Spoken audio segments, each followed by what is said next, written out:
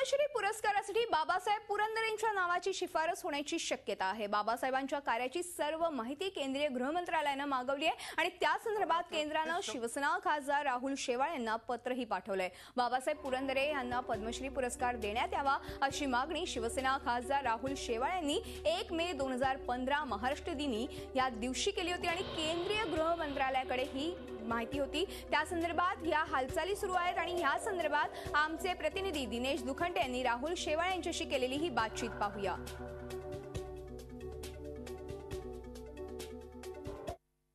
शिवशाहीर बाबासाहेब पुरंदरे यांना महाराष्ट्र भूषण पुरस्कार देण्यावरून निर्माण झालेला वाद ताजा असतानाच शिवसेनेनं आता बाबासाहेब पुरंदरे यांना पद्मश्री पुरस्काराने सन्मानित करण्यात यावं अशी मागणी केली आहे। ही मागणी केली आहे शिवसेनेचे युवा खासदार राहुल शेवाळे यांनी आणि या संदर्भात केंद्र सरकारने त्यांच्याशी पत्रव्यवहारही केलेला आहे। हे संपूर्ण प्रकरण नेमकं काय आहे ते आपण राहुल शेवाळे यांच्याकडून जाणून घेणार आहोत। राहुल, तुम्ही नेमकं सांगाल तुमची नेमकी मागणी काय होती आणि केंद्र सरकारकडून तुम्हाला आता काय पत्रव्यवहार झालेला आहे? शिवशाहीर बाबासाहेब पुरंदरे यांना 1 मेला महाराष्ट्र शासनातर्फे महाराष्ट्र भूषण पुरस्काराने ज्यावेळी सन्मानित करण्याचा निर्णय घेण्यात आला होता त्याचवेळी मी केंद्र सरकारला विनंती केली होती की जसं महाराष्ट्र शासनाने त्यांच्या कार्याची दखल घेऊन त्यांना सन्मान करण्याचं गौरव करण्याचा निर्णय घेतला तसं केंद्र सरकारने पण त्यांना पद्म पुरस्काराने सन्मानित करावं अशी विनंती केंद्र सरकारला केली होती आणि मला आनंद होत आहे की केंद्र सरकार मधल्या ज्या NDA गव्हर्नमेंटच्या मार्फत त्याची दखल घेऊन 16 तारखेला केंद्र सरकारच्या होम मिनिस्ट्रीचे जे अंडर सेक्रेटरी आहेत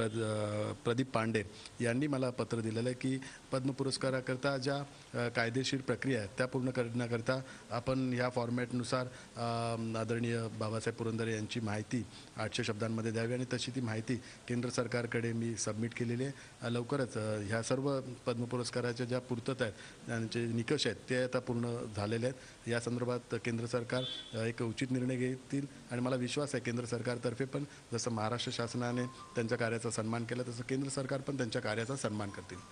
व्हिडिओ जर्नलिस्ट शैलेंद्र लांजेकरसह दिनेश दुखंडे, झी मीडिया, मुंबई। झी 24 तास रहा एक पाऊल पुढे।